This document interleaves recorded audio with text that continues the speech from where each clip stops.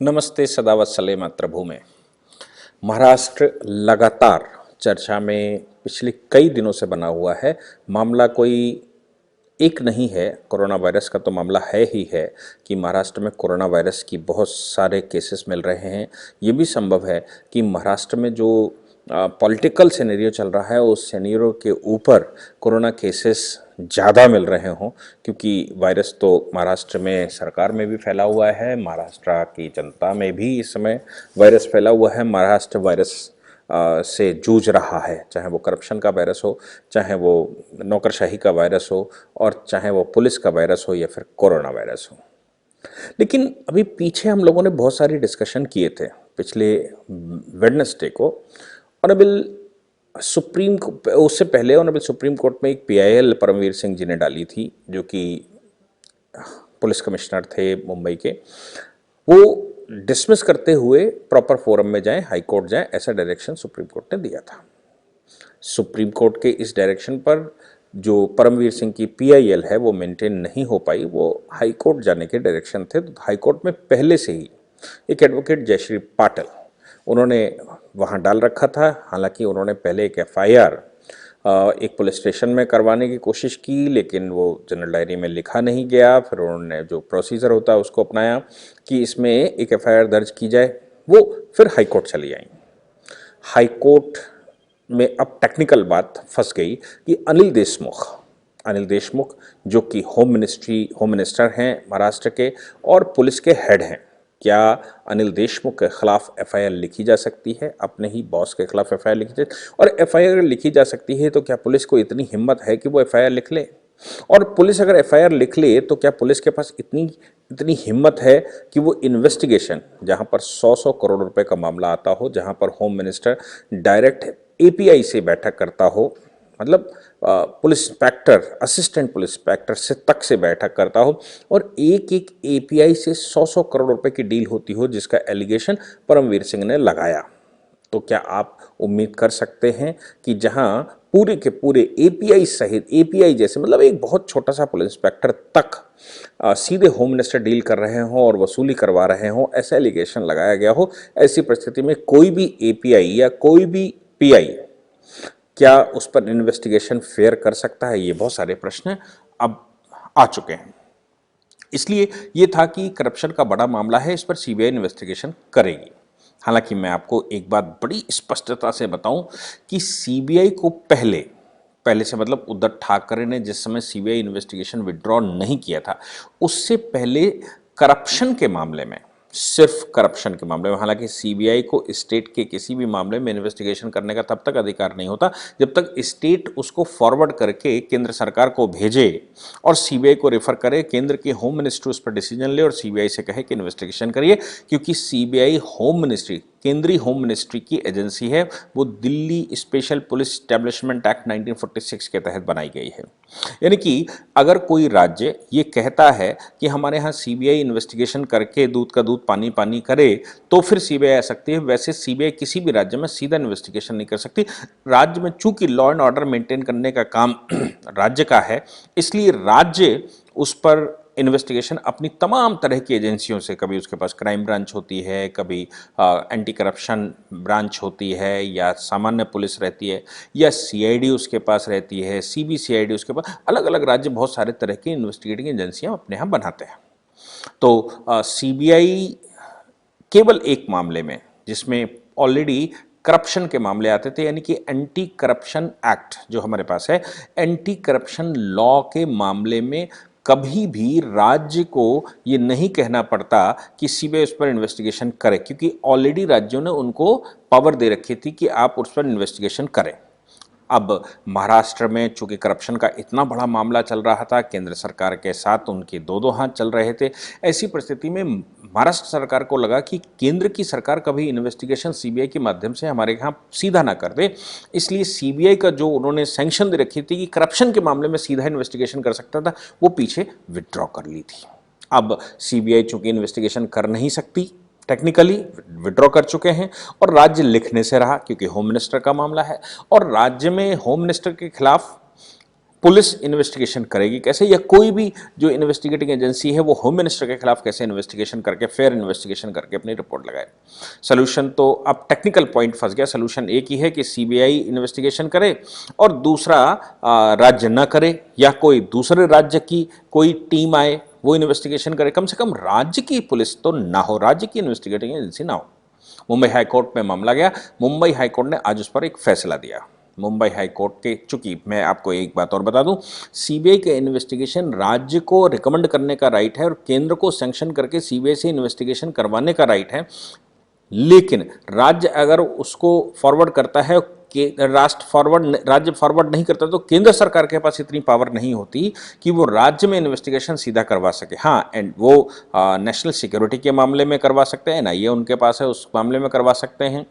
केंद्र सरकार का कोई मैटर राज्य में है, उस मामले में करवा सकते हैं। एक से ज़्यादा राज्यों में कोई मामला है और दूसरा राज्य रेफर कर दे तो दोनों राज्यों में हो जाती है, ऐसे सीबीआई इन्वेस्टिगेशन कर सकती है, अन्यथा सीबीआई इन्वेस्टिगेशन नहीं कर सकती। अब यहाँ पर बात आती है कि सीबीआई इन्वेस्टिगेशन क्या कभी कर ही नहीं पाएगी, और राज्य का होम मिनिस्टर अगर गड़बड़ी करे तो कभी इन्वेस्टिगेशन हो ही नहीं सकती? नहीं, ऐसा नहीं है। पीछे ऑनरेबल सुप्रीम कोर्ट ने जजमेंट दिया था कि हाई कोर्ट और सुप्रीम कोर्ट के पास पावर है कि वो सीबीआई किसी भी इन्वेस्टिगेटिंग एजेंसी से इन्वेस्टिगेशन करवावे। इसलिए आपने ध्यान दिया होगा कभी कभी इन्वेस्टिगेशन एक राज्य से दूसरे राज्य में भी ट्रांसफर हो जाती है। जैसे गुजरात में जो दंगे हुए थे उनकी इन्वेस्टिगेशन ट्रांसफ़र कर दी गई थी। अभी कठुआ कांड हुआ था, कठुआ में जम्मू कश्मीर का, तो उसकी इन्वेस्टिगेशन ट्रांसफ़र कर दी गई थी, ट्रायल भी ट्रांसफ़र कर दिया गया था। तो कोई भी एजेंसी, किसी राज्य की एजेंसी हो या केंद्र की एजेंसी हो, हाई कोर्ट को और सुप्रीम कोर्ट को ये पावर है कि वो उनको लिख दे कि आप इस पर इन्वेस्टिगेशन करिए। और दूसरी बात, दूसरा तरीका ये भी है कि अगर आपको कोई ऐसा मामला बनता है तो आप सीजेएम के अदालत में जाइए या सीएमएम की अदालत में जाइए। सीएमएम की अदालत में 156 क्लॉज 3 सीआरपीसी का केस डालिए और उनको जो भी आपके पास एविडेंसेस हैं उनके सामने रखिए। वो उसके आधार पर अगर प्राइमरीली सेटिस्फाइड होते हैं तो वो एफआईआर लिखने के ऑर्डर कर सकते हैं। 156(3) उसको कहते हैं, 156(3) के ऑर्डर कर सकते हैं। इस 156(3) के ऑर्डर पर पुलिस को एफआईआर लिखनी पड़ेगी, मैंडेटरी है, और पुलिस उस पर इन्वेस्टिगेशन कर सकती है। ऐसी सिचुएशन में सेक्शन 159, सेक्शन 158 के 157 के तहत ऑब्जर्वेशन भी पुलिस कोर्ट कर सकता है, लेकिन उसके ऑब्जर्वेशन की अपनी लिमिट है। इन्वेस्टिगेशन में इंटरवीन नहीं कर सकता, केवल वो ऑब्जर्व कर सकता है। तो अब चूंकि राज्य के खिलाफ, मतलब होम मिनिस्ट्री के खिलाफ है, तो अगर आप कोर्ट से 156(3) भी जारी करवा देते हैं तो आफ्टर ऑल इन्वेस्टिगेशन तो पुलिस नहीं करनी है। तो पुलिस एफआईआर नहीं लिख रही है, वो भी होम मिनिस्टर की वजह से। और अगर सीजेएम ऑर्डर कर देता है और सीजेएम या सीएमएम के ऑर्डर के बाद इंस्पेक्टर इन्वेस्टिगेशन करना शुरू करता है तो भी होम मिनिस्ट्री के खिलाफ कैसे करेगा? इसलिए ये बहुत सारी टेक्निकल बातें थी। हाई कोर्ट ने सीबीआई इन्वेस्टिगेशन के आज ऑर्डर कर दिए, और सीबीआई इन्वेस्टिगेशन के ऑर्डर, उसको बड़े टेक्निकली जानने की ज़रूरत है, क्योंकि सीबीआई इन्वेस्टिगेशन के प्रॉपर इन्वेस्टिगेशन के ऑर्डर नहीं किए। ये पीछे जिस समय बहस चल रही थी उस समय ये भी सारा चल रहा था कि क्या एफआईआर नहीं करवा सकते थे परमबीर सिंह के? पहले एफआईआर क्यों नहीं की? अगर उनको मालूम था ये करप्शन है, और परमबीर सिंह अगर ये एलिगेशन लगा रहे हैं कि होम मिनिस्टर हमारे थ्रू ना करके, मतलब कमिश्नर ऑफ पुलिस के थ्रू ना करके, होम मिनिस्टर सीधा नीचे एपीआई और पीआई तक से डील कर लेता है, सीओ से डील कर लेता है, एसपी, एसएसपी, कमिश्नर, एसीपी से डील कर लेता है, और उनको बताता है हम तुम्हें ये थाना दिलवा देंगे, इस थाने में तुम्हें 100 करोड़ रुपए का मंथली भत्ता सीधा होम मिनिस्टर को देना है। ऐसी बहुत सारी चीज़ें परमबीर सिंह ने उस पर ऑब्जेक्शन लगाया था, लेकिन हाई कोर्ट ने जो ऑर्डर किया है उस ऑर्डर में उसने पूछते समय तो पूछा था कि एफआईआर क्यों नहीं हुई, लेकिन बाद में उसका कोई प्रकरण सामने नहीं आया। हाई कोर्ट ने इस मामले में प्रॉपर इन्वेस्टिगेशन के ऑर्डर नहीं किए हैं। हाई कोर्ट ने कहा कि हम rare of the rare cases में एफआईआर दर्ज करवाने के ऑर्डर करते हैं, ये काम सीजेएम का है, सीएमएम का है। इसलिए अगर आप एफआईआर दर्ज करवाना चाहते हैं तो सीजेएम और सीजेएम या सीएमएम की अदालत में जाना पड़ेगा, 156(3) डालना पड़ेगा। मैंने आपको बताया 156(3) की टेक्निकलिटीज़ कितनी बुरी हैं और उसका परिणाम और उसके रिपरकशन क्या हो सकते हैं, यानी कि सब कुछ खत्म हो जाएगा। अब सवाल ये आता है कि अगर पुलिस इन्वेस्टिगेशन करती है, नीचे की पुलिस यानी कि महाराष्ट्र पुलिस इन्वेस्टिगेशन करती है और इन्वेस्टिगेशन की रिपोर्ट सीजीएम की अदालत में लगाती है या एसीजीएम की अदालत में लगाती है, एसीएमएम की अदालत में लगाती है, जो भी अदालत उसमें बनती है, तो वो संज्ञान उस मामले का ले सकता है और वो इन्वेस्टिगेशन फर्दर री इन्वेस्टिगेशन लिख सकता है, फर्दर इन्वेस्टिगेशन लिख सकता है।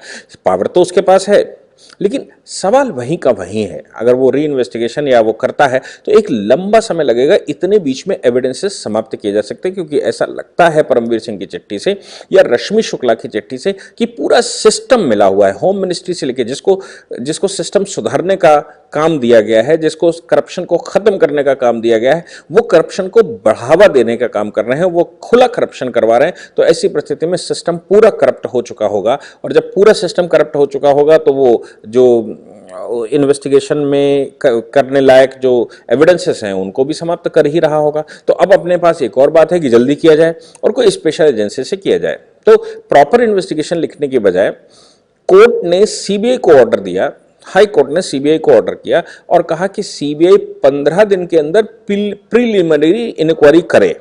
प्रीलिमिनरी इंक्वायरी से मतलब होता है कि जिस समय तहरीर जाती है, हमारी तहरीर से मतलब जब हम कोर्ट में, जब हम पुलिस में एफआईआर दर्ज एप्लीकेशन लगाते हैं तो सीधा एफआईआर दर्ज नहीं की जाती। सीधा एफआईआर दर्ज करने की बजाय ऑन स्पॉट जाता है, जो भी आईओ होता है वो ऑन स्पॉट जाता है, ऑन स्पॉट पर देखता है कि वाकई में कुछ हुआ है, तो उसके बाद वो एफआईआर दर्ज करता है, उसी एप्लीकेशन को एफआईआर में कन्वर्ट करता है। और अगर उसको लगता है कि नहीं ये फेक एप्लीकेशन आई है तो उस पर closure report within 7 days लगा देता है। सीबीआई का मामला है, होम मिनिस्ट्री का बड़ा मामला है, इसलिए हाईकोर्ट ने 7 दिन की कैप लगाने के बजाय 15 दिन का टाइम सीबीआई को दिया और सीबीआई से कहा कि आप प्रिलिमिनरी इंक्वायरी कर लीजिए इस पर। प्रिलिमिनरी इंक्वायरी में अगर आपको लगता है कि इस पर एफआईआर होनी चाहिए तो आप जाइए, एफआईआर दर्ज करवाइए और केस को आगे बढ़ाइए। ये सीबीआई तय करेगी। और अगर आपको लगता है कि नहीं, इसमें मामले में कोई जान नहीं है, तो फिर आप उस मामले पर क्लोजर रिपोर्ट लगा दीजिए कि आपने क्या क्या देखा, हाई कोर्ट को बता दीजिए, मामला यहीं पर क्लोज कर दिया जाता है। यानी कि हाई कोर्ट ने सीबीआई को एक पावर दे दी जो सीबीआई घुस नहीं पा रही थी। महाराष्ट्र सरकार ने करप्शन के मामले में सीबीआई के जुरिडिक्शन को वहां पर बैन कर दिया था। उस चीज को ऑनरेबल हाई कोर्ट ने अनिल देशमुख के खिलाफ, होम मिनिस्ट्री के खिलाफ, पुलिस के खिलाफ, या ये पूरा मामला रश्मि शुक्ला की चिट्ठी की चूंकि चर्चा हुई और रश्मि शुक्ला उस समय DGP, director general of police, director general of police intelligence थी, और उनकी चिट्ठी उन्होंने जब अगस्त सितंबर 2020 में चिट्ठी दी थी, तो आप समझ सकते हैं कि मामला कितना गंभीर होगा कि डीजीपी इंटेलिजेंस लिख रहा है। और उसके बाद उस समय सुबोध जायसवाल जो उस समय डीजीपी थे, सुबोध जायसवाल का भी ट्रांसफर किया गया, उनसे महाराष्ट्र सरकार की कुछ चल रही थी, ऐसी भी खबरें उस समय आई थी, उनको सीआईएसएफ भेज दिया गया था। और अभी परमवीर सिंह ने प्रॉपर चिट्ठी लिख दी। परमवीर सिंह अपने प्राण बचाना चाहता था, क्योंकि जैसे ही सचिन वाजे फंसा तो परमवीर सिंह को लगा कि मैं यहाँ पर कमिश्नर ऑफ पुलिस हूं और मेरे कमिश्नर ऑफ पुलिस के दौरान ये सब कुछ हुआ तो सारी आंच मेरे ऊपर ही आने वाली है, यानी कि मैं फंसने वाला हूं।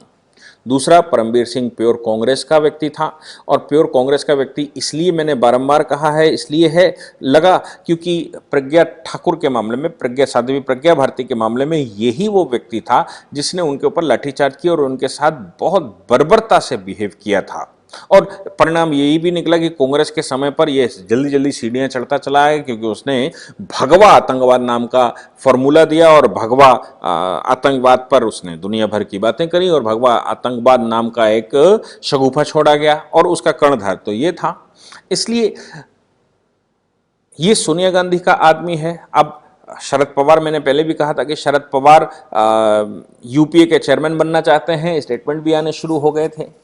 सोनिया जी इतनी हल्की पॉलिटिक्स तो खेलती नहीं है, इसलिए कैसे शरद पवार फंसेंगे, हो सकता है कि परमवीर सिंह सोनिया का मोहरा हो और शरद पवार को फंसाया गया हो, ताकि कम से कम आप ये कहना भूल जाओ कि हमने यूपीए का चेयरमैन बनना है और कांग्रेस को रिप्लेस करना है और राष्ट्रवादी कांग्रेस को वहां पर आ जाना चाहिए। तो एक ये भी पॉलिटिक्स हो सकती है। दूसरा, करप्शन तो हुआ ही है, इसमें कोई शक नहीं।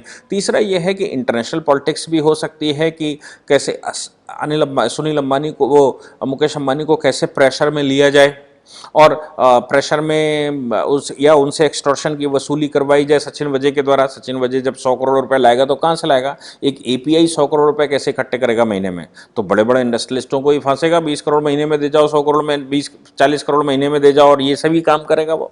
तो मुकेश अंबानी उसके जुरिडिक्शन में आते होंगे, इसलिए मुकेश अंबानी से वसूली करने के लिए भी ये संभव है कि ये सारा किया जा रहा हो। लेकिन अभी ऑनरेबल हाई कोर्ट ने बड़ा सधा हुआ ऑर्डर किया, ना ही एफआईआर दर्ज करने के ऑर्डर किए और ना ही इन्वेस्टिगेशन से मना किया और ना ही केस में केंद्र की एजेंसी सीबीआई को अंदर जाने से मना किया और ना ही राज्य की एजेंसी को कुछ कहा। ये बड़ा अच्छा ऑर्डर किया। मुझे लगता है कि ऑनरेबल कोर्ट ने बड़ी शालीनता के साथ मामला सुना और आप जानते हैं कि पिछले वेडनेसडे को हियरिंग उन्होंने की थी फाइनल, और 5 तारीख के लिए लगा दिया था। और 5 तारीख के लिए लगा दिया का मतलब है कि 5 दिन के लिए लगा दिया, तो 5 दिन में बड़ा सोच कर उन्होंने ऑर्डर किया है। और ये काबिल तारीफ है कि एटलीस्ट प्रिलिमिनरी इंक्वायरी तो होनी ही चाहिए किसी भी मामले में, चाहे महाराष्ट्र सरकार हाँ करे या ना करे। इससे ये साफ जाहिर होता है कि अनिल देशमुख और एनसीपी अब तो फंदे में बहुत बुरी फंस चुकी है, और ये फंदा मुझे नहीं लगता कि इनको कहीं लाभ दे सकता है, इनको कोई लाभ मिल सकता है। Thank you very much.